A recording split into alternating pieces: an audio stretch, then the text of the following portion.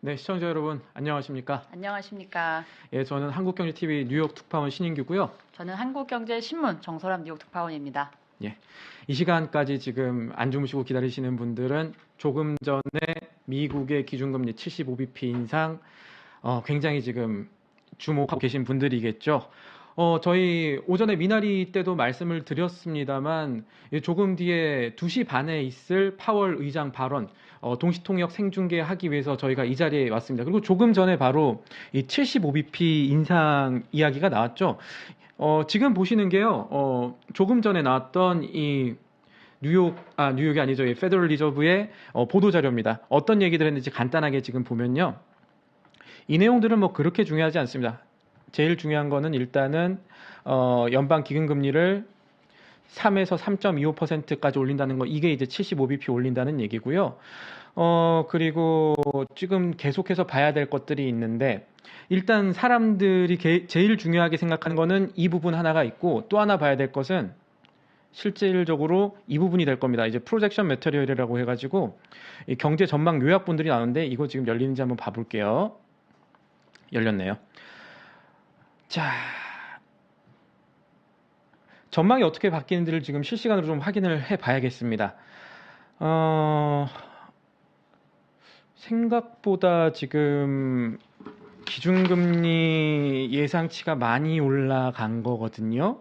3.4가 이제 6월 달에 연말에 우리 미국의 기준금리 얼마까지 올라가야 되나, 이거를 3.4% 정도로 봤던 겁니다. 그러니까 연준 의원들을 12명 연준 의원들 한 명으로 이제 모아가지고 중위값이 얼마나 되나 이렇게 생각을 해봤을 때 위원들의 생각은 한 3.4% 정도 올리면 되지 않겠어 라고 생각을 했다가 지금 바뀌었습니다. 4.4%로 지금 바뀌었어요. 이거는 시장의 예상보다 조금 더 올렸다, 이렇게 보시면 될 것 같고요. 네, 그러면서 지금 사실 3대 지수가 오전까지는 다 잘 버텨주고 있었는데요. 지금 이 결과가 발표되자마자 지금 급격히 하락세입니다.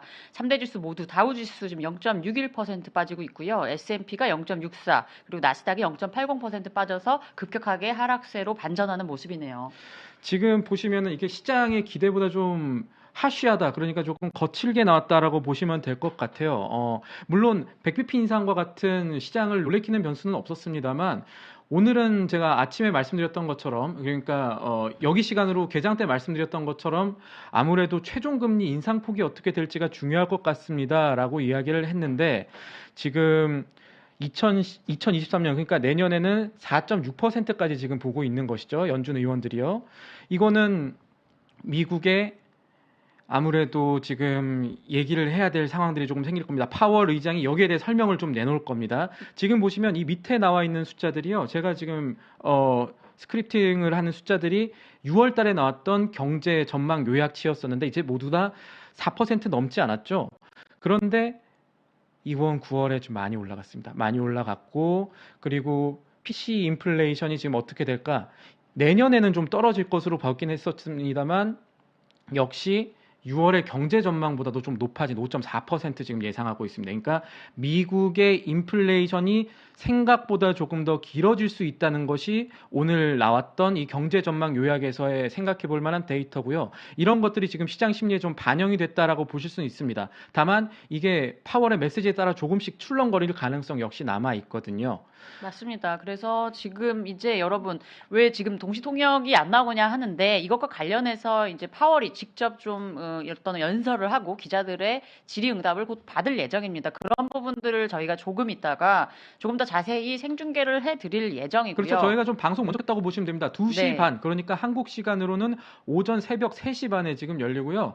페더럴 리저브 홈페이지 들어가셔도 아직은 파월 의장 등장 안 했습니다. 저희가 등장하면 가장 빠르게 연결을 해드릴 테니까 잠깐만 기다려 주시고, 이 점도표 같은 것들 얘기를 할 때 지금 어떤 부분들을 봐야 되나, 이런 것부터 정리를 할게요. 지금 간단하게 제가 정리를 드렸습니다만은, 오늘 봐야 될 것은 금리를 얼마나 올리나, 이것은 저희가 확인했죠. 75bp입니다. 그렇죠. 점도표 변화까지 우리가 확인을 했습니다. 그런데 지금 조금 더 나와야 될 거는 왜 이런 생각을 갖고 있는가, 파월이 어떤 메시지를 시장에 조금 더 던질까, 그리고 나서 11월 달에 다음 FOMC 11월에 있습니다. 11월에 있을 때 어떤 식의 금리 인상이 가능할 것으로 보느냐, 양적 긴축 속도에 대해서는 지금이 적절하다고 보느냐, 이런 부분들에 대한 어세스먼트, 평가가 오늘 기자회견이라든가 조금 뒤에 성명 연설에 있을 것이고요. 그런 부분들을 지금 아직 투자자들이 조금 보셔야 될 것 같습니다. 지금 당장은 3대 지수가 2시에 FOMC 기자회견 전에 FOMC 성명문 나오자마자 좀 투자 심리 많이 위축되는 모습을 보였습니다. 사실 네. 3대 지수 같은 경우는요, 지난 4번의 FOMC 있을 때마다 출렁거렸습니다만 결국 크게 상승 마감하는 모습을 보이긴 했었습니다. 이번이 조금 달라질 수 있을지도 관전 포인트고, 이거는 그만큼 시장이 어느 정도 선반영이 됐었다고 생각했던 75bp 이후에 연준이 내놓았던 최종 금리 경로가 생각보다 강할 수 있다라는 시장의 우려가 하나 조금 더 생겼다, 이렇게 보시면 될 것 같아요. 맞습니다. 그 나스닥의 낙폭이 더 큰 점은 그런 금리에 대한 우려가 나스닥이 조금 더 빠르게 반영을 하기 때문이겠죠. 그래서 지금 현재 그 모든 3대 지수가 빠지고 있는 가운데 이때 0.66, 0.52, 0.69% 이렇게 지금 하락을 하고 있습니다. 지금 사실 좀 여러분들 함께 해주고 계신데요.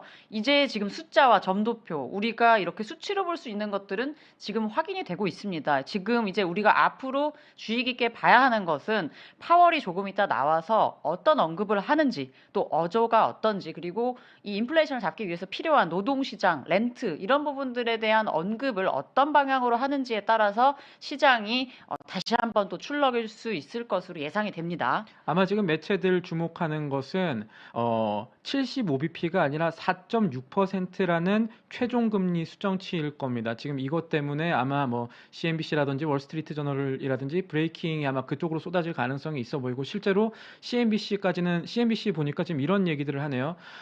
인플레이션을 끝내기 전까지는 미국의 금리가 4.6%로 올라갈 것이라고 연준이 봤다.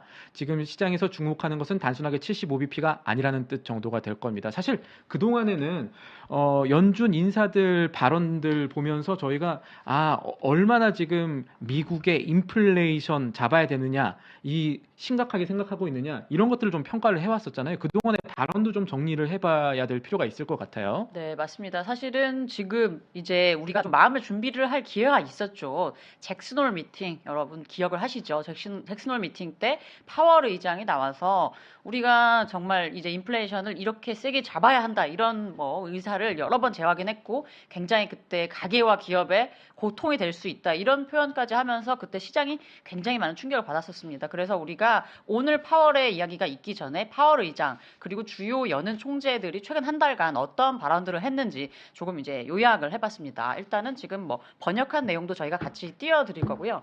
첫 번째는 2% 목표에 대해서 굉장히 자신 있게 얘기를 했죠. 현재 FOMC의 최우선 관심사는 인플레이션을 2% 목표로 되돌리는 것이다 라고 얘기를 했죠. 그래서 물가 안정이 경제의 기반이고, 물가 안정이 되지 않으면 경제는 아무한테도 먹히지가 않는 것이다. 그래서 즉 이 인플레이션이 그만큼 중요한 이슈이고, 인플레이션이 부담이 커질수록 가장 힘든 거는 그걸 감당할 수가 없는 사람들에게 더 어렵다. 그러니까 쉽게 말해서 저소득층이나 이런 분들을 얘기하시겠죠. 그래서 이게 물가가 올라가는 게 정말 어렵다, 이런 얘기를 했습니다. 그래서 또 하나는 이런 것들을, 인플레이션을 끌어내리기 위해서는 가계와 기업들에게 약간의 고통, 그때 some pain이라고 했죠. 이런 얘기가 나왔을 때 시장이 굉장히 놀랐었죠. 맞아요. 사실은 고통이란 표현까지 써가면서 인플레이션을 잡겠다는 의지를 재확인을 했던 거고요. 하지만 물가 안정을 우리가 다시 회복하지 못하면 그거는 지금 이 고통보다 훨씬 더 큰 고통을 수반하게 될 거다, 이렇게 또 얘기를 그렇죠. 했습니다. 지금 이 고통이 미국 시장, 채권 시장 어떻게 오느냐 봤는데, 5년물, 30년물 지금 금리차 역전 현상이 마이너스 28bp까지 떨어졌습니다. 이거는 2000년 이후에 가장 큰 금리 차이예요. 그러니까 시장에서 이거는 어느 정도 침체가 올 수 있겠는데 정도, 그러니까 침체를 감수하고서라도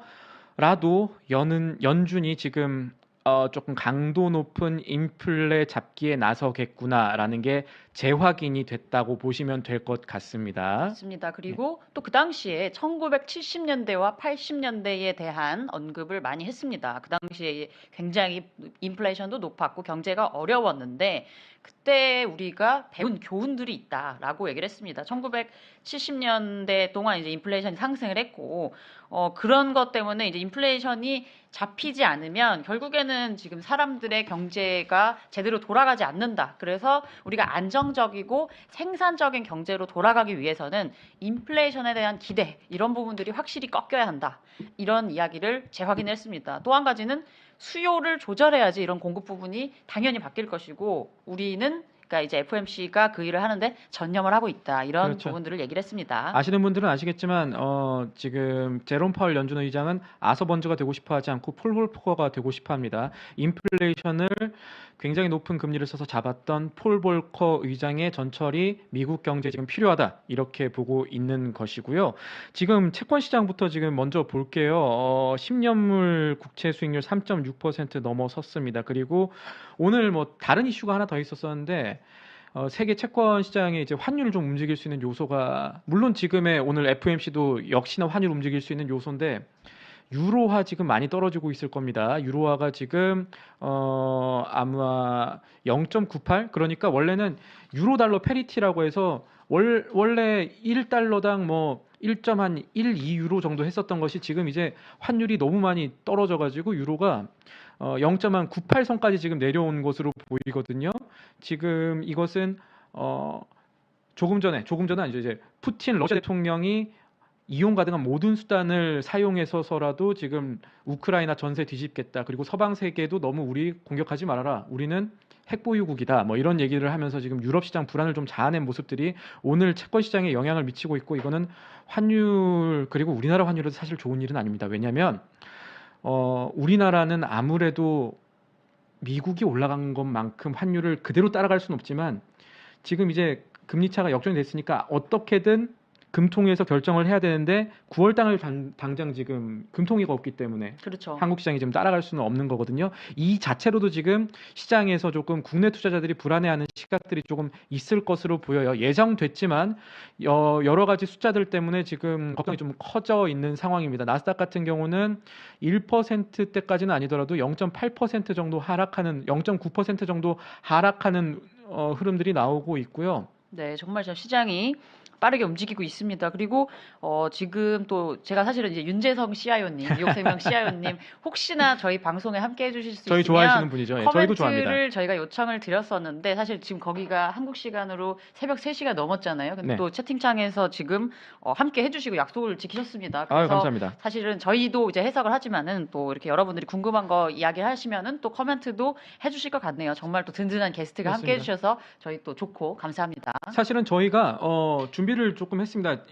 월가에 계신 분들한테 어떤 것들 조금 봐야겠습니까? 만약에 오늘 시장이 움직인다면 제일 중요한 것은 파월이 생각보다도 도비시 그러니까 비둘기파적일 것이냐 혹은 생각보다 호키시 매파적일 것이냐인데 그런 부분들에 대해서 약간 저희가 힌트들을 좀 얻어오기도 했지 않았어요. 어떤 얘기들 나오면은 만약에 파월이 어떤 얘기들 나오면 시장이 조금 더 안심하고 혹은 조금 더 걱정할지 이런 부분들도 저희가 좀 준비를 하지 않았습니까? 맞습니다. 그래서 저희도 일단은 좀 여쭤봤어요. 물론 지금 여기 있는 분들 다 조금 이따 나올 파월의 발언들 이 입에 굉장히 주목을 하고 있습니다. 그래서 관심 있게 보는 거는 물론 이제 당연히 점도표이겠지만 점도표 이미 지금 나왔죠. 그리고 나서 이 지금 얘기를 할 때 렌트 지금 사실은 이제 물가에 또 굉장히 중요한 부분을 차지하는 것이 렌트이기 때문에 렌트 또 공급망 문제 이런 부분들에 대해서 조금 괜찮아졌다라는 약간의 신호가 있을지 또 어떤 이런 선행 지표들이 좀 꺾이는 부분들에 대해서 언급을 할지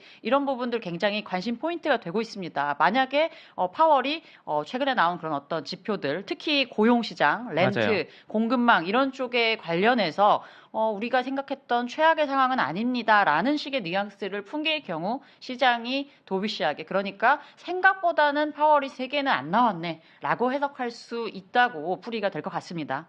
맞습니다. 그리고 지금 점도표 보면은 특이한 점이 있죠. 2022년과 2023년은 어느 정도 좀 모아져 있습니다. 여기 상대적인 비둘기 한 명 계시죠? 이게 점도표가 뭔지는 다 아실 거예요. 이 연준의 위원들이 앞으로 미국의 기준금리가 어느 정도 될 것으로 전망하는 그래서 이 점이 하나씩 찍히는 겁니다. 한 사람 한 사람의 뭐 투표는 아니지만 뭐 투표라고 보시면 되는데 2022년과 2023년까지는 어느 정도 이 형성이 점도표 상단까지도 지금 형성이 되어 있습니다. 5%는 넘지 않을 것으로 지금 해석하는 쪽들은 사실 많지 않은데 사실 연방 기금금리 선물 시장 흐름들 보면요. 장기 선물 시장 보면은 0. 한 8%, 0. 한 아주 소수 의견이긴 했었습니다만 5%대를 찍을 수 있다라는 의견들도 조금 있었었어요. 지금 이제 그 위험도는 어쩌면 조금 줄어든 것이 아닌가라고 생각을 해볼 수도 있겠지만 아직까지 시장의 해석이 여기까지 다다르지는 않았고요. 지금 보시면 2023년에 상당히 컨센서스가 어느 정도 모아진 것으로 보이죠. 4.5% 이상까지 미국의 기준금리가 갈 수도 있고 4.5에서 5.0% 사이에, 그러니까 뭐 실제로는 4.75%까지도 올라갈 수 있다는 가능성이 여기에 지금 나와 있지 않을까 하는데, 물론 이 가운데 12명의 보팅위원들, 실제로 기준금리를 얼마로 정할지 실제 투표권이 있는 위원들의 점도표가 따로 뭐 크게 표시가 되고 있지는 않기 때문에 이 부분 살펴봐야겠지만, 만약에 보팅 위원들이 전부 점도표 상단에 위치해 있다면 이거 걱정을 해볼 수 있을 만한, 지금 투자자들의 우려를 자극할 수 있을 만한 정도의 이야기가 나온 겁니다. 그리고 또 하나 생각해 봐야 될 것은 오늘 파월 의장 메시지가 두 가지로 나뉠 겁니다. 그러니까 형식상 두 가지로 나뉠 겁니다. 하나는 기존의 성명문과 관련해서 파월 의장만 발언하는 스테이지 1이 하나 있고요. 그리고 나서 질의응답 과정이 하는데, 스테이지 1도 중요합니다. 제가 봤을 때 앞으로 다가오는 FOMC 미팅에서 추가적인 금리 인상이 가능하다라고 얘기가 나올 것 같은데, 그 폭이 얼마라고는 안 하겠지만 아마 좀 세게 이야기를 부를 것 같아요. 지금과 같은 점도표 상황이라면 시장에 파월 발언이 나오고 한 번 더 충격이 있을 법합니다. 그리고 나서 이제 Q&A가 조금 변수가 될 수 있을 것 같긴 해요. 만약에 그때 파월 연준 의장이 어느 정도 뭐랄까요, 성실하게 답변을 하는 사람이다 보니까 실언성 발언이 보통 없긴 하지만 조금씩은 있긴 합니다. 그것 때문에 뭐 지난 6월에 많이 시장이 오른 것도 있었을 거고, 아마 본인 생각으로는 시장에 인플레이션을 잡기 위해 최선을 다하겠다는 메시지를 던질 것으로 보이지만, 기자들 질의응답 과정에 따라서 특히나 실업률 문제라든지, 그리고 언제까지 이 금리 경로를 유지할 것인지에 대한 얘기를 혹시나 하게 된다면 시장에서 또 한번 신호를 받고 거기에 따라서 움직일 가능성이 충분히 있습니다. 맞습니다. 그리고 우리 지금 연준이 이 실업률을 어디까지, 어느 선까지 용인할지 이 부분도 굉장히 관심인데요. 사실 여러분 아시다시피 지금 너무나 타이트한 고용 상황 때문에 인플레이션이 쉽게 잡히지가 않고 있죠. 그래서 사실은 지금 이제 실업률이 아직은 3%대 뭐 후반에서 움직이고 있지만, 뭐 이 부분이 지금 5%가 가면은 쉽게 말해서 경기 침체라고 보시면 됩니다. 그런데 이런 5%가 될 때까지 연준이 이런 부분들을 용인을 하고 이제 물가 잡기에 총력을 기울일지, 이 고용 부분에 대한 언급도 굉장히 좀 관심이 쏠리고 있네요. 거기도 사실 미리 예방 주사를 하나 놓았다고 생각할 만한 발언이 있는데, 9월 달이었습니다. 크리스토퍼 월러 연준 이사의 발언이었는데 어떤 얘기를 했냐면, 아마 미국 중앙은행인 연준은 실업률이 5%가 되기까지는 인플레 잡기에 총력을 다할 것이야. 그러니까 5%가 조금 넘어가기 전에, 그러니까 지금 현재 3.7%, 3.8% 선의 실업률이 있는데 갑자기 4%에서 4.5% 뭐 이런 식으로 뛴다고 해도 연준은 지금의 기조를 변하지 않을 거야라는 얘기를 했다는 점도 함께 생각을 해보시면 좋을 것 같습니다. 네, 정말 이 점도표가 지금 뭐 윤시아 의원님도 이 시장을 움직이는 모든 게 점도표다라고 얘기를 하셨는데, 정말 예상보다는 나보다 중요합니다. 예. 터프하게 나왔습니다. 역시 지금 3대 지수는 지금 충격에서 벗어나지 못하고 있는 모습이네요. 네. 지금 2년물 채권 금리도 나왔는데요. 지금 이 금리 인상하고 나서 4.1%, 아까 전에 저희가 오전에 미나리 할 때 4%를 찍은 게 2007년 이후 처음이라고 했는데, 네. 지금 이 단기간에 또 올랐습니다. 경기에 굉장히 그만큼 민감하기 때문이죠. 2년물이 4.1%를 기록했다는 소식입니다. 10년물 국채 수익률보다 2년물 국채 수익률이 보통 통화 정책에 조금 더 민감하고요. 사실 그 전에 이 2시 전에 제가 한 번 더 봤었는데, 그때 2년물 수익률이 3.98% 선으로 잠깐 내려갔습니다. 그러다가 이번에 이 확인을 해놓고 나서 추가적인 불확실성들이 사라지자 이건 4% 넘어가는구나.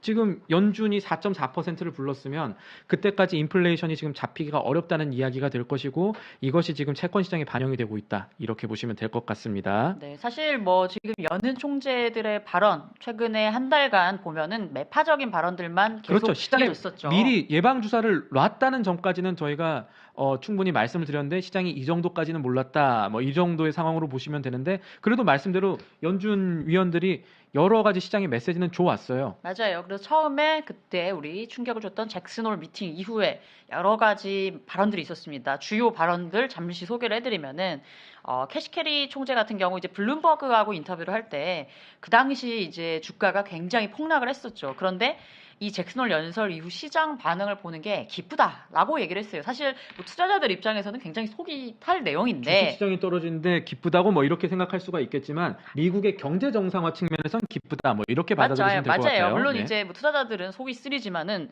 이제 사람들이 연준이 지금 인플레이션을 2%대 목표를 맞추기 위해서 얼마나 진지하게 또 이렇게 헌신을 하고 있는지 드디어 좀 시장의 메시지를 읽기 시작한 것 같다라고 지금 이렇게 본 거죠. 그 사실은 이분도 원래는 좀 비둘기파로 예전에 분류가 됐었는데 최근에는 거의 매파로 변신해서 계속 이런 그렇죠. 강한 이야기들을 이어왔습니다. 지금 연준의 비둘기 찾기 굉장히 어렵습니다. 맞아요. 그래서 그때 70년대에 연준이 그때 긴축 통화 정책을 하다가 갑자기 좀 완화를 했던 적이 있었는데 그 부분에 대해서도 그거는 지금까지 있었던 연준의 한 일 중에 가장 큰 실수고 우리는 다시는 그런 실수를 반복하지 않을 거다. 이런 이야기도 했습니다. 그만큼 강하게 인플레이션 잡겠다는 거죠. 그리고 또 존 윌리엄스 미국 뉴욕 연은 총재 같은 경우 이제 월스트리트 저널에서 이런 이야기를 했습니다. 한동안은 제한적인 정책을 가질 필요가 있습니다. 긴축 같은 경우는 이렇게 짧은 기간 동안 잠깐 했다가 확 바꾸는 그런 게 아니다. 그러니까 기준금리가 앞으로 좀 떨어질 때까지는 상당한 시간이 걸릴 것이다. 이것 역시 좀 매파적인 발언이었죠.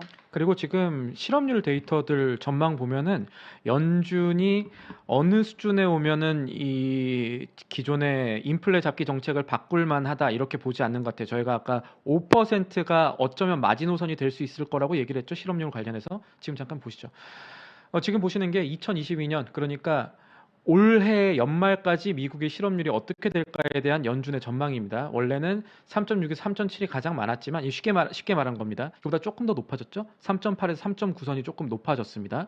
그런데 이제 이것이 미국이 고통을 감내한다는 것은 결국 물가를 잡기 위해서 이 통화 정책으로 물가 잡는 건 결국 고용 둔화를 어느 정도 감수한다는 얘기거든요.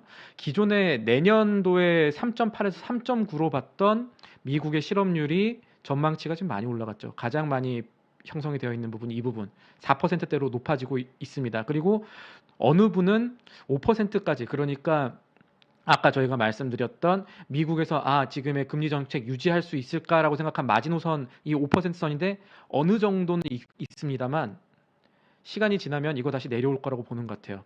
그래서 2024년까지도 미국이 계속해서 이 정책들을 유지할 수도 있지 않을까라는 생각을 해볼 만한 게 지금 미국 실업률 데이터거든요. 5%까지 안 올라갈 것으로 보고 2023년까지는 강력한 긴축 정책을 최종금리를 올린 다음에 그걸 유지하는 것도 긴축 정책의 일환입니다. 이거 계속해서 유지해 나갈 것이라고 보는 것이고 또 하나는 이 QT라고 하죠. 대차대조표 축소는 지난 5월에 얘기한 대로 가겠다라는 문구가 이번에 성명문에 나왔습니다. 물론 이제 실제로 MBS 재매입 잘 안 되고 있다는 얘기들도 시장에선 들려옵니다만 이거 조금 어려운 얘기라서 이 실제로 투자자 분들은 이제 무슨 얘기를 하는지 제가 아실 거예요. MBS 재매입 지금 잘 안 되고 있다는 소리가 들리고 있는데 어쨌든 미국의 양적 긴축 그러니까 QE에 반대되는 QT라고 합니다. 대차대조표 축소 정책을 기존에 발표했던 대로 그대로 진행을 해 나가겠다. 그렇게 되면 9월에 950억 달러의 이 QT 계속해서 추진해 나가는 것까지 이야기가 될 거고 추가적인 이야기가 기자회견 때 한 번 더 나올 수 있을 때 그때도 출렁거릴 수 있는 포인트가 될 것 같습니다. 지금 네. 레포 금리 관련해서 지금 계속해서 수상한 이야기들이 좀 나오고 있는데 이건 너무 어려운 얘기니까 저희가 오늘은 파월 의장 발언과 메시지 이것들이 조금 더 시장을 움직일 수 있는 요소이기 때문에 거기에 집중해서 말씀을 드리도록 하겠습니다. 지금 제가 아까 말씀드렸던 대로 4월 달에 잠시만요. 4월 달이 아니죠. 지금 최근 4번의 FOMC 열리는 날마다 미국 주식시장은 그 다음 날은 출렁거렸더라도 상승 마감하는 형상이 있었다고 했잖아요. 지금 나스닥이요. 오르고 있다기보다 낙폭을 조금씩 줄이고 있는 모습도 지금 관찰이 됩니다. 그래서 시장이 충격을 받았다가 아까 제가 말씀드렸던 부분, 그러니까 5%까지 넘지 않았다는 기준금리 상단, 그러니까 점도표 상단에서도 지금 어떻게 보면 조금 저희끼리 유튜브에서 하는 말이지만 행복 회로를 다시 한번 돌릴 수 있을 부분들도 지금 찾으려는 모습이 보이는 것 같은데. 맞습니다. 그리고 네. 저도 지금 이제 이렇게 실시간으로 또 여기 이제 월가 분들에게 좀 이렇게 문의를 드려봤는데요. 일단은 점도표는 굉장히 이제 매파적으로 허키시하게 나왔다는 데는 대부분 이제 동의를 하셨고요.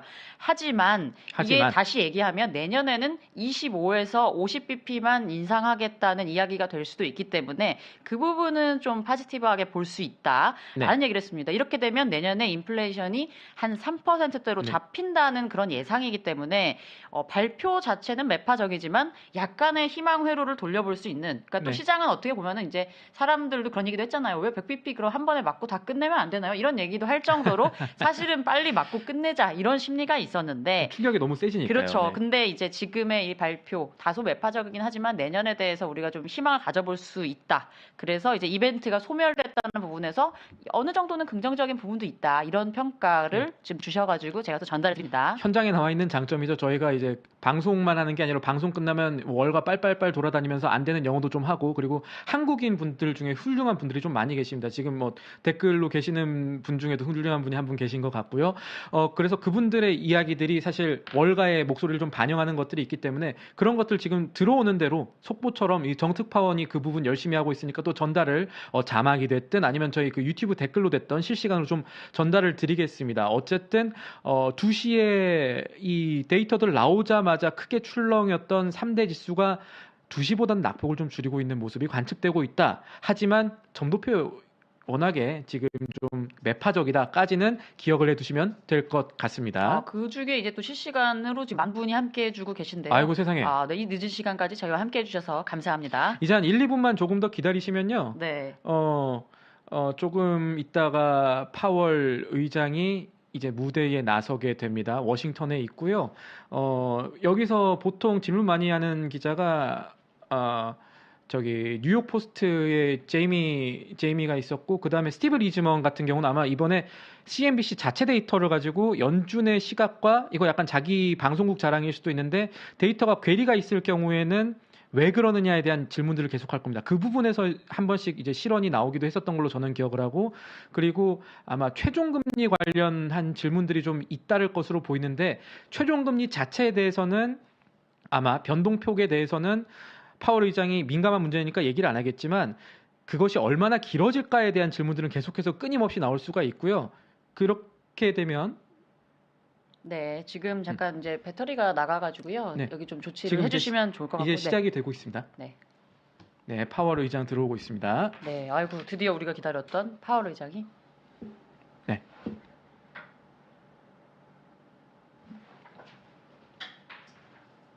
네.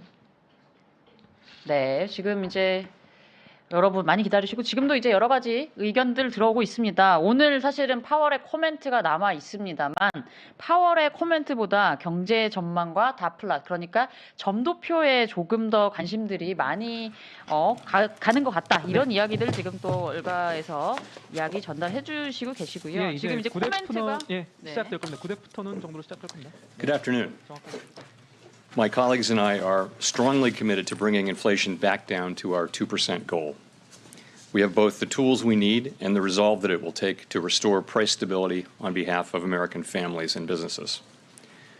Price stability is the responsibility of the Federal Reserve and serves as the bedrock of our economy. Without price stability, the economy does not work for anyone. In particular, without price stability, we will not achieve a sustained period of strong labor market conditions that benefit all. Today, the FOMC raised its policy interest rate by 0.75 percentage point, and we anticipate that ongoing increases will be appropriate. We are moving our policy stance purposefully to a level that will be sufficiently restrictive to return inflation to 2%. In addition, we are continuing the process of significantly reducing the size of our balance sheet. I will have more to say about today's monetary policy actions after briefly reviewing economic developments. The U.S. economy has slowed from the historically high growth rates of 2021, which reflected the reopening of the economy following the pandemic recession. Recent indicators point to modest growth of spending and production. Growth in consumer spending has slowed from last year's rapid pace, in part reflecting lower real disposable income and tighter financial conditions. Activity in the housing sector has weakened significantly, in large part reflecting higher mortgage rates. Higher interest rates and slower output growth also appear to be weighing on business fixed investment, while weaker economic growth abroad is restraining exports. As shown in our summary of economic projections, since June, FOMC participants have marked down their projections for economic activity, with the median projection for real GDP growth standing at just 0.2% this year and 1.2% next year, well below the median estimate of the longer-run normal growth rate. Despite the slowdown in growth, the labor market has remained extremely tight, with the unemployment rate near a 50-year low, job vacancies near historical highs, and wage growth elevated. Job gains have been robust, with employment rising by an average of 378,000 jobs per month over the last 3 months. The labor market continues to be out of balance, with demand for workers substantially exceeding the supply of available workers. The labor force participation rate showed a welcome uptick in August, but has little changed since the beginning of the year. FOMC participants expect supply and demand conditions in the labor market to come into better balance over time, easing the upward pressure on wages and prices. The median projection in the SEP for the unemployment rate rises to 4.4% at the end of next year, a half percentage point higher than in the June projections. Over the next 3 years, the median unemployment rate runs above the median estimate of its longer-run normal level. Inflation remains well above our 2% longer-run goal. Over the 12 months ending in July, total PCE prices rose 6.3%. Excluding the volatile food and energy categories, core PCE prices rose 4.6%. In August, the 12-month change in the consumer price index was 8.3%, and the change in the core CPI was 6.3%. Price pressures remain evident across a broad range of goods and services. Although gasoline prices have turned down in recent months, they remain well above year-earlier levels, in part reflecting Russia's war against Ukraine, which has boosted prices for energy and food and has created additional upward pressure on inflation. The median projection in the SEP for total PCE inflation is 5.4% this year and falls to 2.8% next year, 2.3% in 2024, and 2% in 2025. Participants continue to see risks to inflation as weighted to the upside. Despite elevated inflation, longer-term deflation expectations appear to remain well anchored, as reflected in a broad range of surveys of households, businesses, and forecasters, as well as measures from financial markets. But that is not grounds for complacency. The longer the current bout of high inflation continues, the greater the chance that expectations of higher inflation will become entrenched. The Fed's monetary policy actions are guided by our mandate to promote maximum employment and stable prices for the American people. My colleagues and I are acutely aware that high inflation imposes significant hardship as it erodes purchasing power, especially for those least able to meet the higher costs of essentials like food, housing, and transportation. We are highly attentive to the risks that high inflation poses to both sides of our mandate, and we are strongly committed to returning inflation to our 2% objective. At today's meeting, the committee raised the target range for the federal funds rate by 0.75 of a percentage point, bringing the target range to 3 to 3.25%. And we are continuing the process of significantly reducing the size of our balance sheet, which plays an important role in firming the stance of monetary policy. Over coming months, we will be looking for compelling evidence that inflation is moving down, consistent with inflation returning to 2%. We anticipate that ongoing increases in the target range for the federal funds rate will be appropriate. The pace of those increases will continue to depend on the incoming data and the evolving outlook for the economy. With today's action, we have raised interest rates by 3 percentage points this year. At some point, as the stance of monetary policy tightens further, it will become appropriate to slow the pace of increases while we assess how our cumulative policy adjustments are affecting the economy and inflation. We will continue to make our decisions meeting by meeting and communicate our thinking as clearly as possible. Restoring price stability will likely require maintaining a restrictive policy stance for some time.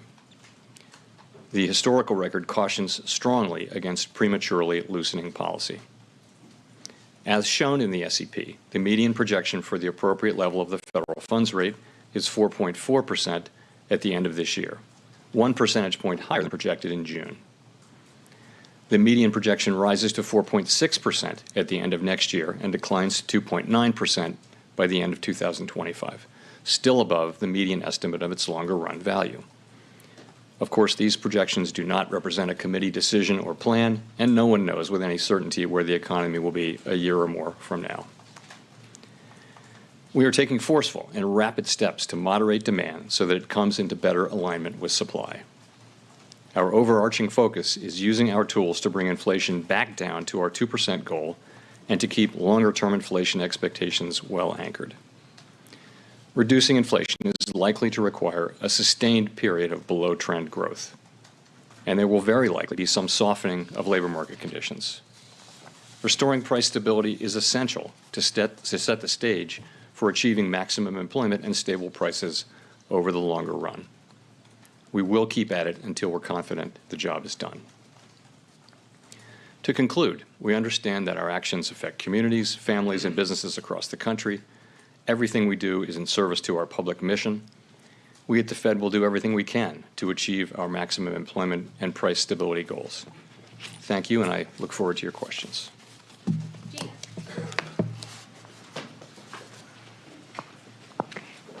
Hi, Chair Powell. Thank you for taking our questions. Gina Smirlik from the New York Times. I wonder if you could give us a little detail around how you'll know when to slow down these rate increases and how you'll eventually know when to stop. So I will answer your question directly, but I want to start here today by saying that my main message has not changed at all since Jackson Hole. The FOMC is strongly resolved to bring inflation down to 2%, and we will keep at it until the job is done. So the way we're thinking about this is the overarching focus of the committee is getting inflation back down to 2%. To accomplish that, we think we'll need to do two things in particular: to achieve a period of growth below trend and also some softening in labor market conditions to foster a better balance between demand and supply in the labor market. So on the first, committee's forecasts and those of most outside forecasters do show growth running below its longer-run potential this year and next year. On the second, though, so far there's only modest evidence that the labor market is cooling off. Job openings are down a bit. As you know, quits are off their all-time highs. There's some signs that some wage measures may be flattening out but not moving up. Payroll gains have moderated, but not much.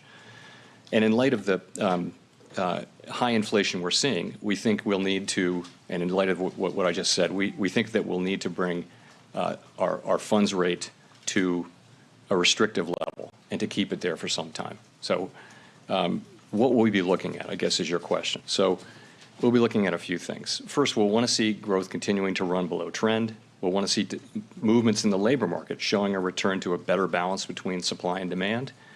And ultimately, we'll want to see clear evidence that inflation is moving back down to 2%. So that's what we'll be looking for. In terms of reducing rates, I think we'd want to be very confident that inflation is moving back down to 2% before we would consider that. Steve. Thank you, Mr. Chairman. Steve Leisman, CNBC. Can you talk about how you factor in the variable lags on inflation and the extent to which the outlook for rates should be seen as linear in the sense that you keep raising rates, or can you envision a time when there's a pause to kind of look at what has been wrought in the economy from the rate increases? Thank you. Sure. So, of course, monetary policy does famously work with long and variable lags. the way I think of it is our policy decisions affect financial conditions immediately. In fact, financial conditions have usually been affected well before we actually announce our decisions. Then changes in financial conditions begin to affect economic activity fairly quickly, within a few months. But it's likely to take some time to see the full effects of changing financial conditions on inflation. So we are very much mindful for that. And that's why I noted in my opening remarks that at some point, as the stance of policy tightens further, it will become appropriate to slow the pace of rate hikes while we assess how our cumulative policy adjustments are affecting the economy and inflation. So that's how we think about that. Your second question, sorry, was? Is there a point in time you can see pausing? Is it linear that you keep raising rates, or is there? Oh, I'm sorry. I should know better than to not talk with my microphone. I should know better than to answer your second question. Oh, there you go. Is it linear? Do you keep raising rates, or is there a pause that you could envision where you kind of figure out what has happened to the economy and give time to catch up in the real economy, the rate increase time to catch up in the real economy? Thank you. So I think it's very hard to say with precise certainty the way this is going to unfold. As I mentioned, what we think we need to do and should do is to move our policy rate to a restrictive level that's restrictive enough to bring inflation down to 2%, where we have confidence of that. And what you see in the SEP numbers is people's views as of today, as of this meeting, as to the kind of levels that will be appropriate. Now, those will evolve over time, and I think we'll just have to see how that goes. There is a possibility, certainly, that we would go to a certain level that we're confident in and stay there for a time. But we're not at that level. Clearly, today we've just moved, I think, probably into the very lowest level of what might be restrictive. And certainly, in my view and in the view of the committee, there's a ways to go. Rachel. Hi, Chair Powell. Rachel Siegel from The Washington Post. Thank you for taking our questions. The projections show the unemployment rate rising to 4.4% next year. And historically, that kind of rise in the unemployment rate would typically bring a recession with it. Should we interpret that to mean no soft landing? And is that kind of rise necessary to get inflation down? Right. So you're right. In the SEP, there's what I would characterize as a relatively modest increase in the unemployment rate from a historical perspective, given the expected decline in inflation. Now, why is that? So really, that is what we generally expect, because we see the current situation as outside of historical experience in a number of ways, and I'll mention a couple of those. First, and you know these, but first, job openings are incredibly high relative to the number of people looking for work. It's plausible, I'll say, that job openings could come down significantly, and they need to, without as much of an increase in unemployment as has happened in earlier historical episodes. So that's one thing. In addition, in this cycle, longer run inflation expectations have generally been fairly well anchored. As I've said, there's no basis for complacency there. But to the extent that continues to be the case, that should make it easier to restore price stability. And I guess the third thing I would point to that's different this time is that part of this inflation is caused by this series of supply shocks that we've had, beginning with the pandemic and really with the reopening of the economy, and more recently amplified and added to by Russia's invasion of Ukraine, have all contributed to the sharp increase in inflation. So these are the kinds of events that are not really seen in prior business cycles. And in principle, if those things start to get better, and we do see some evidence of the beginnings of that, it's not much more than that, but it's good to see that.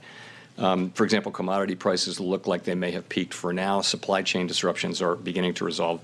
Those developments, if sustained, could help ease the pressures on inflation. So let me just say, how much these factors will turn out to really matter in this sequence of events, it remains to be seen. We have always understood that restoring price stability while achieving a relatively modest decline, or rather increase in unemployment, and a soft landing would be very challenging. And we don't know. No one knows whether this process will lead to a recession, or if so, how significant that recession would be. That's going to depend on how quickly wage and price inflation pressures come down, whether expectations remain anchored, and whether Also, do we get more labor supply, which would help as well. In addition, the chances of a soft landing are likely to diminish to the extent that policy needs to be more restrictive or restrictive for longer. Nonetheless, we're committed to getting inflation back down to 2% because we think that a failure to restore price stability would mean far greater pain later on. Just to follow up on one small thing, are vacancies still at the top of your list in terms of understanding the labor market and how much room there is there? Yes, vacancies are still almost 2-to-1 ratio to unemployed people. That and quits are really very good ways to look at how tight the labor market is and how different it is from other cycles where generally the unemployment rate itself is the single best indicator. We think those things have for quite a time now really added value in terms of understanding where the labor market is. Nick.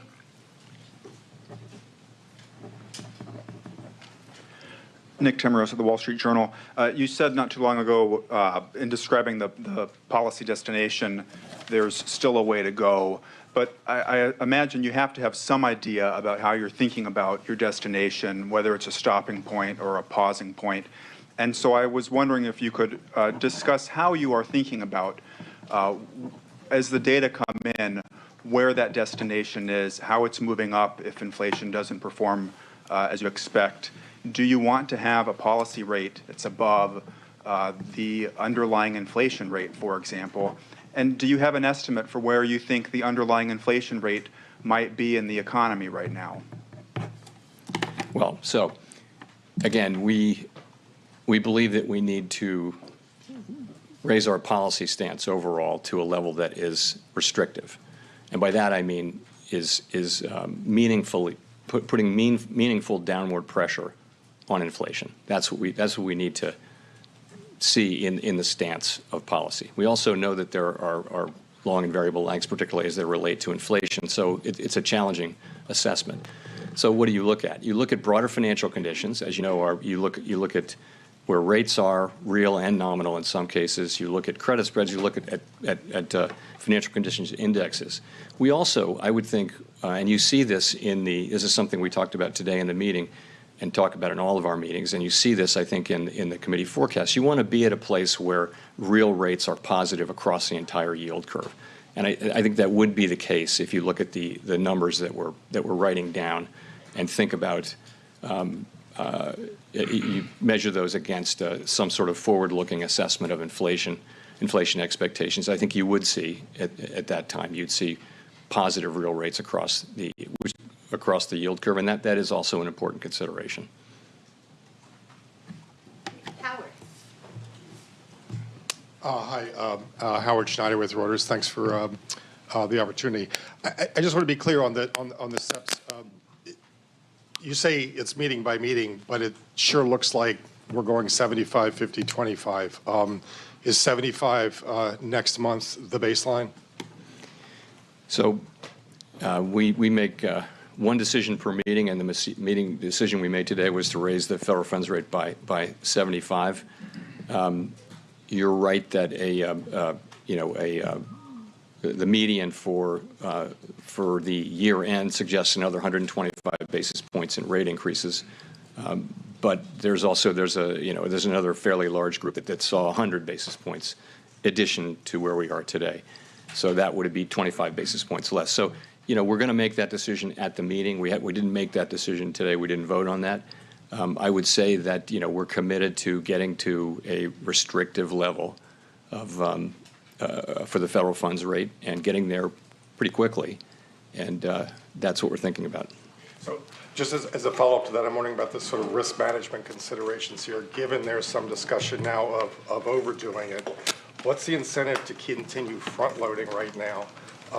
Is it lack of progress on inflation seen in the CPI reports, or is it a motivation to get as much done while the job market is still as strong as it is? So what we've seen is inflation our expectation has been that we would begin to see inflation come down, largely because of supply side healing. By now, we would have thought that we would have seen some of that.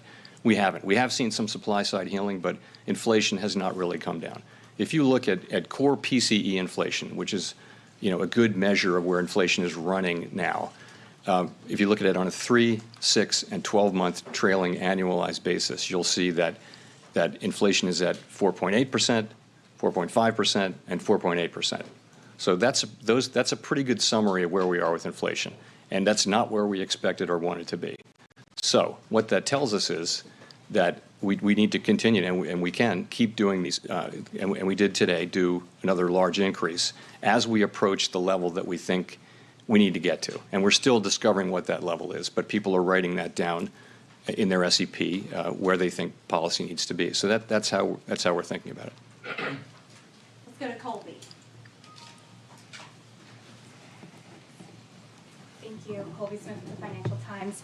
Chair Powell, how should we interpret the fact that core inflation is still not forecast in the SEP to be back to target in 2025, and yet the dot plot projects cuts as early as 2024? And does that mean there's a level of inflation above the 2% target that the Fed is willing to tolerate?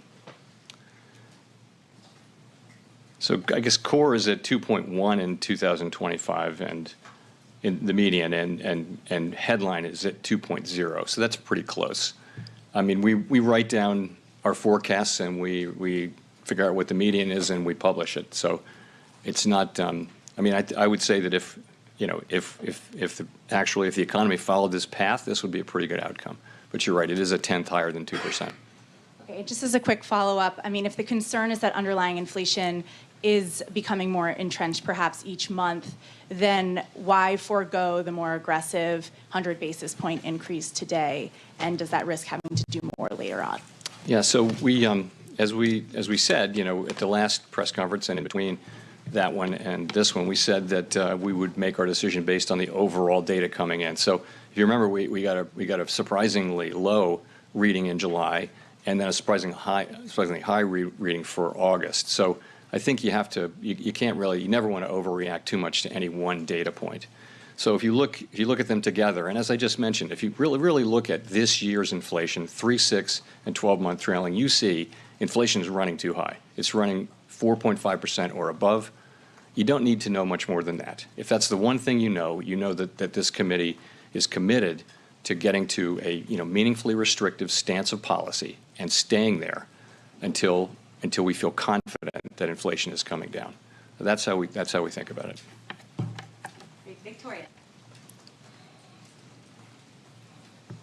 Hi, Victoria Guida with Politico. I wanted to ask about the balance sheet. You all have left open the possibility that you might sell mortgage-backed securities, but we've seen significant slowing in the housing market. Mortgage rates have gone up significantly, and I'm just wondering whether conditions there might affect your plans for how quickly you have the runoff on the MBS side. So what we said, as you know, was that we would consider that once balance sheet runoff is well underway. I would say it's not something we're considering right now, and not something I expect to be considering in the near term. It's just it's something I think we will turn to, but the time for turning to it has not come and is not close. Well, and will conditions in the housing market affect that decision? I think a number of things might affect that decision, but the main thing is we're not considering that decision, and I don't expect that we will anytime soon. Neil. Thanks. Neil Irwin with Axios. A number of commentators have come to the view, and including over at the World Bank, that simultaneous global tightening around the world creates a risk of a global recession that's worse than is necessary to bring inflation down. How do you see that risk? How do you think of coordination with your fellow central bankers? And is there much risk of overdoing it on a global level? So we actually, my colleagues and I, a number of my FOMC colleagues and I just got back from one of our frequent trips to Basel, Switzerland, to meet with other senior central bank officials from around the world. We are in pretty regular contact, and we exchange. Of course, we all serve a domestic mandate, domestic objectives, in our case, the dual mandate, maximum employment and price stability. But we regularly discuss what we're seeing in terms of our own economy and international spillovers. And it's a very ongoing, constant kind of a process. So we are very aware of what's going on in other economies around the world and what that means for us and vice versa. The forecast that we put together, that our staff puts together and that we put together on our own, always take all of that, try to take all of that into account. I mean, I can't say that we do it perfectly, but it's not as if we don't think about, the policy decisions, monetary policy and otherwise, the economic developments that are taking place in major economies that can have an effect on the U.S. economy. That is very much baked into our own forecast and our own understanding of the U.S. economy as best we can. It won't be perfect. So, I don't see it's hard to talk about collaboration in a world where people have very different levels of interest rates. If you remember, there were coordinated cuts and raises and things like that at various times, but really we're in very different situations. But I will tell you that our contact is more or less ongoing, and it's not coordination, but there's a lot of information sharing, and we all, I think, are informed by what other important economies that are important to the United States are doing. Craig. Craig Torres from Bloomberg. Chair Powell, you talked about some ways the higher interest rates are affecting the economy, but we've also seen a resilient labor market with durable consumption, strong corporate profits. And I'm wondering what your story is on the resilience of the economy. After all, you and your colleagues said, well, we started tightening in March when we were talking about interest rates in the future. And indeed, Treasury rates moved up. So we should have had a lot of tightening taking effect. Why is the economy, in your view, so resilient? And does it mean that we might need a possibly higher terminal rate?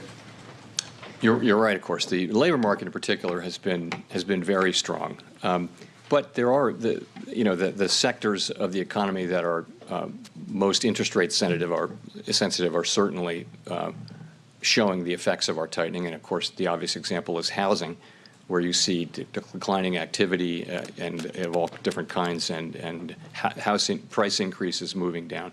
So we're having an effect on interest sensitive spending. I think through exchange rates, we're having an effect on exports and imports. I think so. All of that's happening, but you're right. And we've said this. This is a strong, robust economy. People have savings on their balance sheet from the period when they couldn't spend and where they were getting government transfers. There's still very significant savings out there, although not as much at the lower end of the income spectrum, but still some savings out there to support growth. The states are very flush with cash, so there's good reason to think that this will continue to be a reasonably strong economy. Now, the data sort of are showing that growth is going to be below trend this year. We think of trend as being about 1.8% or in that range. We're forecasting growth well below that, and most forecasters are. But you're right. There's certainly a possibility that growth can be stronger than that, and that's a good thing because that means the economy will be more resistant to a significant downturn. But of course we are focused on the thing I started with, which is getting inflation back down to 2%. We can't fail to do that. If we were to fail to do that, that would be the thing that would be most painful for the people that we serve. So for now, that has to be our overarching focus, and you see that, I think, in the SEP, in the levels of rates that we'll be moving to reasonably quickly, assuming things turn out roughly in line with the SEP. So that's how we think about it. Mike, thank you. Thank you, Mr. Chairman. In a world of euphemisms that we live in here with below-trend growth and a modest increase in unemployment, I'm wondering if I could ask you a couple of direct questions for the American people. Do the odds now favor, given where you are and where you're going with interest rates, favor a recession? 4.4% unemployment is about 1.3 million jobs. Is that acceptable job loss? And then given that the data you look at is backward-looking and the lags in your policy are forward-looking and you don't know what they are, how will you know, or will you know, if you've gone too far? So I don't know what the odds are. I think that there's a very high likelihood that we'll have a period of what I've mentioned is below trend growth, by which I mean much lower growth, and we're seeing that now. So the median forecast, I think, this year for among my colleagues and me was 0.2% growth. So that's very slow growth, and then below trend next year. I think the median was 1.2, also well below. So that's a slower. That's a very slow level of growth, and it could give rise to increases in unemployment. But I think that is something that we think we need to have, and we think we need to have softer labor market conditions as well. We're never going to say that there are too many people working, but the real point is this. Inflation, what we hear from people when we meet with them is that they really are suffering from inflation. And if we want to set ourselves up, really light the way to another period of a very strong labor market, we have got to get inflation behind us. I wish there were a painless way to do that. There isn't.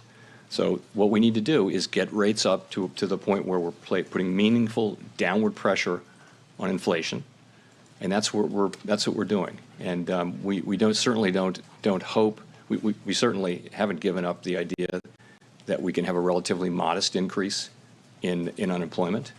Nonetheless, we need to complete this task. Well, how will you know, or will you know, if you've gone too far? It's hard to hypothetically deal with that question. I mean, our really tight focus now continues to be ongoing rate increases to get the policy rate up where it needs to be. And as I said, you can look at this SEP as today's estimate of where we think those rates would be. Of course, they will evolve over time. Chris Rugaber. Thanks. Chris Rugaber, Associated Press. I wanted to follow up with what you just mentioned about the labor market. You've said several times that to have the labor market we want, we need price stability, and you've suggested maybe there isn't a trade-off in the long run. But in the short run, there is a lot of concern, as people have been expressing here, about higher unemployment as a result of these rate hikes, or as a result of the rate hikes. So can you explain, though, what about high inflation now threatens the job market? I mean, you seem to suggest that inflation, high inflation will eventually lead to a weaker job market. So can you spell that out a little more for the general public and how that would work? So for starters, people are seeing their wage increases, their wage increases eaten up by inflation. So if your family is one where you spend most of your paycheck, every paycheck cycle, on gas, food, transportation, clothing, basics of life, and prices go up the way they've been going up, you're in trouble right away. You don't have a cushion, and this is very painful for people at the lower end of the income and wealth spectrum. So that's what we're hearing from people is, it very much that inflation is really hurting. So how do we get rid of inflation? And as I mentioned, it would be nice if there were, a way to just wish it away, but there isn't.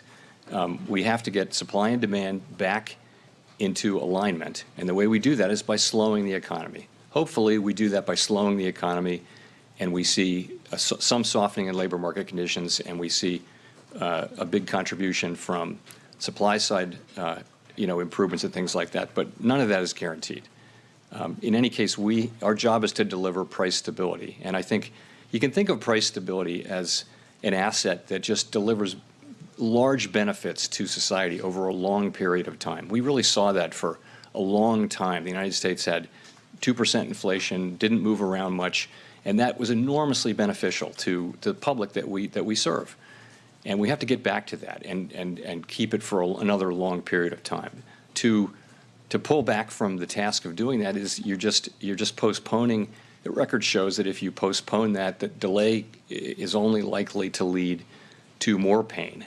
So I think we're moving to do what we need to do and do our jobs, and that's what you see us doing.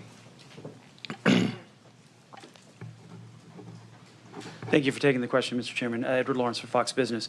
So you had said that Americans and businesses need to feel some economic pain as we go forward. How long from here should Americans be prepared for that economic pain? How long? I mean, it really depends on how long it takes for wages and more than that, prices to come down, for inflation to come down. And what you see in our projections today is that inflation moves down significantly over the course of next year, and then more the next year after that. And I think once you're on that path, that's a good thing, and things will start to feel better to people. They'll feel lower inflation. They'll feel that the economy is improving, and also if our projections are close to right, you will see that that the costs in unemployment they're meaningful, and they're certainly very meaningful to the people who lose their jobs, and we talk about that in our meetings quite a lot. But at the same time, we'd be setting the economy up for another long period.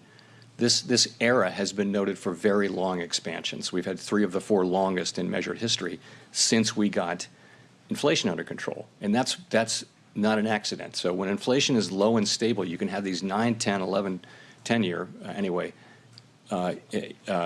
expansions, and you can see what we saw in 2018, 19, and 20, which was very low unemployment, the biggest wage gains going to people at the low end of the spectrum, the smallest racial gaps that we've seen since we started keeping track of that. So we want to get back to that, but to get there, we're going to have to get supply and demand back in alignment, and that's going to take tight monetary policy for a period of time. As a follow-up, what is that economic pain in your mind? Is it job losses? Is it higher interest rates on credit cards? What is that economic pain? So it's all of those things. Higher interest rates, slower growth, and a softening labor market are all painful for the public that we serve. But they're not as painful as failing to restore price stability and then having to come back and do it, down the road again, and doing it at a time when actually now people have really come to expect, high inflation. If the concept of high inflation becomes entrenched in people's economic thinking about their decisions, then sort of getting back to price stability, the cost of getting back to price stability just rises, and so we want to avoid that. We want to act aggressively now, and get this job done and keep at it until it's done. Nicole from CNN. Thank you, Chairman Powell. Nicole Goodkind, CNN Business. Existing home sales have fallen for 7 months straight. Mortgage rates are at their highest level since 2008. Yet mortgage demand increased this week, and housing prices are still elevated. Now, at the end of your June press conference, you mentioned plans to reset the housing market. I was wondering if you could elaborate on what you mean when you say reset, and what you think it will take to actually get there.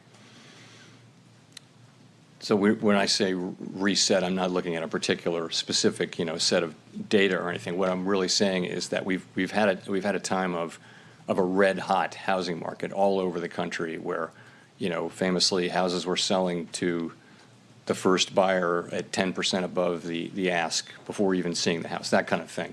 So there was a big imbalance between supply and demand. Housing prices were going up at an unsustainably fast level. So the deceleration in housing prices that we're seeing should help bring sort of prices more closely in line with rents and other housing market fundamentals. And that's a good thing. For the longer term, what we need is supply and demand to get better aligned so that housing prices go up at a reasonable level, at a reasonable pace, and that people can afford houses again. And I think we probably in the housing market have to go through a correction to get back to that place. There are also longer run issues though with the housing market, as you know, where it's difficult to find lots now close enough to cities and things like that. So builders are having a hard time getting zoning and lots and workers and materials and things like that. But from a sort of business cycle standpoint, this difficult correction should put the housing market back into better balance. Shelter made up such a large part of this hot CPI report that we saw. Do you think that there is a lag and that we will see that come down in the coming months, or do you think that there's still this imbalance that needs to be addressed? I think that shelter inflation is going to remain high for some time. We're looking for it to come down, but it's not exactly clear when that will happen. So it may take some time. So I think hope for the best, plan for the worst. So I think on shelter inflation, you've just got to assume that it's going to remain pretty high for a while. Okay, we'll go to Jean for the last question. Hi, Jean Young with Market News.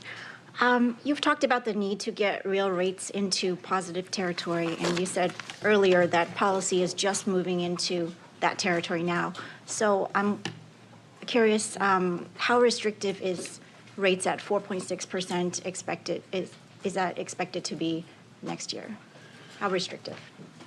So I think if you look, when we get to, let's assume we do get to that level, which I think is likely, what you're going to do is you're going to adjust that for some forward looking measure of inflation.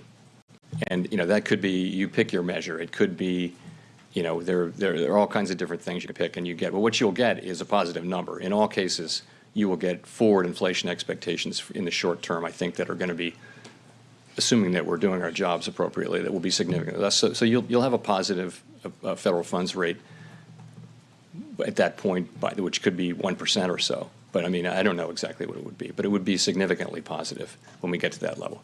And let me say, we've written down what we think is a plausible path for the federal funds rate.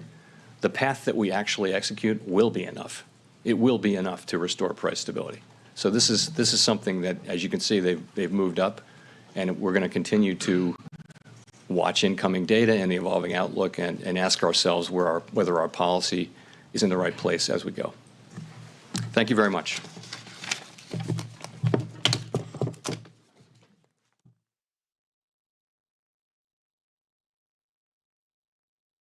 보면서 이 자막 간단하게 마무리하고 들어갑시다.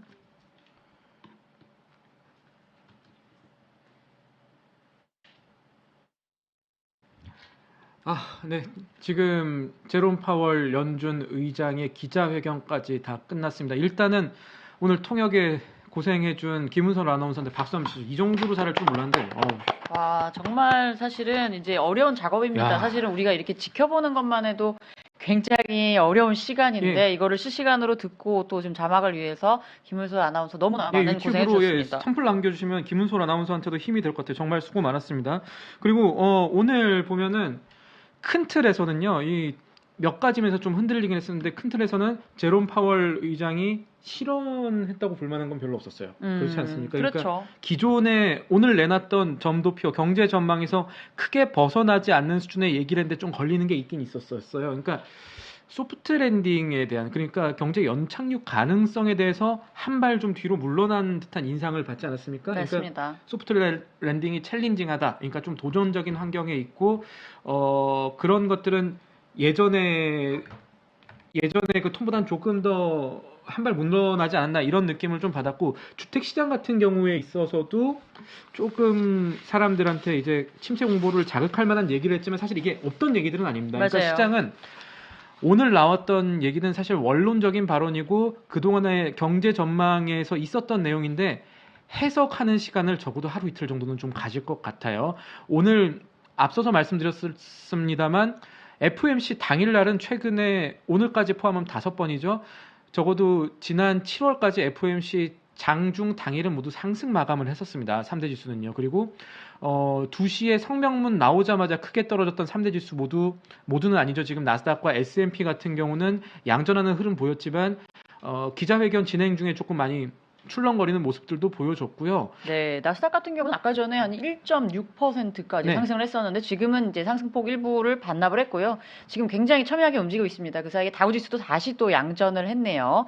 그 사실 이제 저희도 지금 이거를 실시간으로 지켜보면서 이 월가에 계시는 분들, 여러분들에게도 말씀을 드렸지만 일단은 큰 틀에서는 물론 이제 잭슨홀 미팅 때의 강력한 의지를 재확인했지만 본인이 그렇게 얘기를 했습니다. 그렇죠. 바뀐 게 없다고 얘기를 했습니다. 계속 허키시하게 이제 의도적으로 가겠다는 그런 모습들을 보여준 부분은 어떻게 보면은 부정적이지만 또 어떻게 보면은 잭슨홀 미팅에서 더 심하게 나간 건 없었다. 이런 부분들에 대해서 시장이 조금은 안도하는, 어떻게 보면 좀 뉴트럴한 모습이었다라고 판단을 해서 이제 그 사이에 급격하게 이제 주가가 다시 반등하는 모습이었습니다. 지금 경제는 그래도 여전히 로버스트, 그러니까 견조하다라고 이야기를 하고 있지만 그렇게 보려면 지금 이 경제 전망에 나온 실업률이라든가 이 수치들이 정말 충분한가에 대한 리어세싱이, 그러니까 재평가가 있을 수도 있어 보입니다. 그러니까 지금 당장 올랐던 3대 지수가 내일까지 유지될까? 그동안의 경험칙상으로 봤을 때는 변동성이 좀 있을 수 있습니다. 하루 이틀 정도는 롤러코스터 장세가 있을 수 있고 대세가 지금 주식시장 상승으로 간다라고 보기에는 오늘 파월 의장의 발언 원론적이었다는 것 정도는 기억을 하시면 될 것 같습니다. 맞습니다. 그 댓글들 보는데 폴 볼커 언급 안 한 거는 호재다 뭐 이렇게 말씀하시는데 폴 볼커 기억하실지 모르겠습니다.만 70년대 있었던 미국의 인플레이션을 금리로 잡았던 인물이었습니다. 그러니까 미국에서 폴 볼커 얘기 나오면 금리에 대해서 걱정을 되게 많이, 금리 인상에 대한 걱정을 많이 하긴 하는데, 그런데 사실 오늘 점도표에서 나온 이 4.4 그러니까 4.25에서 4.50 사이를 보고 있는 이 숫자가 아주 낮은 숫자는 아니에요, 지금. 그렇죠. 근데 이제 이 시장에서 긍정적으로 받아들이는 부분들은 지금 어느 정도 불확실성이 좀 거쳤다라고 보고 있는 것 같습니다. 일단은 뭐 임금 상승이 모더레이트하다는 평가를 했는데 이런 부분들은 조금 긍정적으로 볼 수 있는 부분이고, 또 한 가지는 지금 렌트에 관련해서 한 기자가 질문을 했는데 이 부분에 대해서 당분간 꽤 높게 유지될 것이다 이런 이야기를 했습니다. 그러니까 이거는 몇 달간 인플레이션 수치가 계속 높게 나올 수 있다는 부분에 대한 암시가 될 수 있다. 그래서 뭐 이런 부분을 통해서 조금 이제 연준이 어떻게 보고 있는지 뷰를 좀 더 확실하게 되는 부분이 있었던 것 같고요. 지금 이제 우리가 이 지금 예상 시나리오로 간다면 11월에 75bp 그리고 12월에 50bp 이렇게 차례로 올릴 확률이 높아집니다. 그럼 이제 우리가 사실은 100bp까지 거론을 해왔었는데 그런 정도의 충격, 그런 정도의 불확실성은 어느 정도 조금 이번 발언들을 통해서 거쳐 나갔다라고도 보실 수 있을 것 같습니다. 그렇습니다. 연속 이제 75bp 인상을 한 다음에 연말에 연준의 전망대로 기준금리가 맞춰진다면 지금 125bp가 남았습니다. 그리고 FOMC는 2번이 남았죠. 그러면 시장에서 예상하는 거는 아마 75bp 한 번 더 올리고 50bp 정도 올리지 않을까 정도의 생각을 해볼 수가 있을 겁니다. 지금 선물 시장도 비슷하게 움직이는 모습인데 그나마 하나 볼 수 있는 것은 지금 제가 가리키고 있는 이게 원래대로라면은 지금 11월에 이게 100bp 올라가면 여기까지 형성이 되는 건데요. 이게 원래 어제까지만 해도 11월에 한 10% 정도의 확률이 좀 있었다가, 그러니까 11월에 4%까지 올라갈 것 아닌가라는 생각이 있었다가 이게 지금 좀 줄어들고 있습니다. 이런 부분에서는 돈의 흐름이 어느 정도 방향성을 잡아가고 있다 정도는 볼 수가 있을 것 같아요. 맞아요. 그러니까 사실은 우리가 지금 이 메가 하이크스라고 불리는 100bp 인상 확률에 대해서 사실 시장이 굉장히 좀 두려워해왔죠. 근데 지금 오늘로 봤을 때 사실은 이제 100bp를 인상을 점치는 시장의 심리는 많이 줄어든 것 같습니다. 그만큼 좀 불확실성이 거쳤다. 물론 이제 계속 인플레이션 레벨 아직까지 더 잡아야 된다. 고용 시장에서도 수요와 공급 불균형이 있다. 뭐 여러 가지 뭐 이런 매파적인 발언을 했습니다만 또 한 가지는 이제 at some point 그 이제 속도 조절을 할 필요가 있다. 인플레이션을 잡는데 언젠가는 좀 전환을 할 수도 있다. 뭐 이런 부분들도 어느 정도 시장이 좀 안심하는데 맞습니다. 도움을 준 것 같아요. 그럼에도 불구하고 이게 없던 발언이 아니었던, 그러니까 큰 틀에서 원론적인 발언이라고 생각을 하시면 됐습니다. 계속해서 시장에서 어떤 발언을 가지고 좀 더 움직이고 아니면 좀 내려가고 하는 흐름이 나올 수도 있고, 큰 틀에서 인플레를 잡기 위해서 미국의 중앙은행이 기조를 바꾸지 않는다라는 대전제를 깔고 지금의 투자 시각을 유지하시는 게 조금 더 현재의 상황에 맞는 게 아닌가 싶습니다. 네. 어쨌든 3대 지수는 현재까지는 양전한 상황이지만 상승폭이 좀 크지 않죠. 이것은 미국 월가에서도 여러 가지 평가들을 하고 있겠습니다만 오늘 발언 자체, 오늘 나온 숫자 자체가 아주 시장에 긍정적이다 보다는 인플레 잡는 데 더 맞춰진 숫자다 이렇게 보셔야 될 것 같습니다. 이거는 내일 정도에 내려갈 가능성도 없다고 볼 수는 없을 것 같아요. 조금은 제 개인적으로는 조금 더 연준이 매파적인 시장을 유지한 게 아닌가라는 생각을 해볼 수가 있을 것 같습니다. 네, 그러는 사이 또 S&P가 다시 음전을 했죠. 여러분들이 진짜 이거 코인 같다라고 얘기를 하시는데 정말 지금 이 파월의 이 판화에 모든 시장이 포커싱을 해서 실시간으로 지금 굉장히 변동성이 큽니다. 그만큼 이제 아까 뭐 신특파원이 얘기를 했지만 이 하루의 시간을 가지고 여기서 분명히 이제 파월의 메시지들 다시 해석을 할 겁니다. 그 중에서 혹시 또 매파적으로 더 해석할 수 있는 부분이 다시 또 발견이 된다면 내일 시장은 좀 더 보수적으로 움직일 가능성도 있을 것 같아요. 최근 주택 시장도 미국에 그렇고요. 네.